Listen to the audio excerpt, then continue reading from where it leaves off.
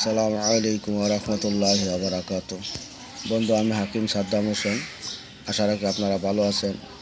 ইনশাআল্লাহ আমিও আপনাদের দোয়া ভালো আছি।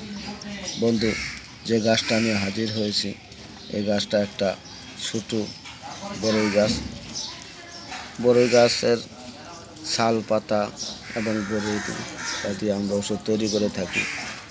আজকে এই বড়ই গাছের কোন অংশ ব্যবহার করলে আপনাদের যৌন দুর্বলতার কাজ করবে, সেটার জন্য আজকে এখানে বড়ই গাছ নিয়ে আলোচনা করব।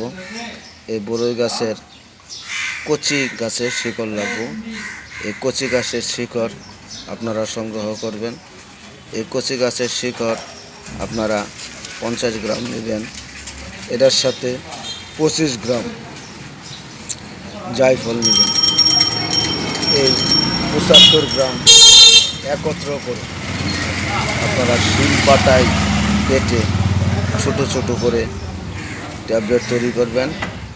এই ট্যাবলেটগুলা রোদ্রে শুকিয়ে নেবেন।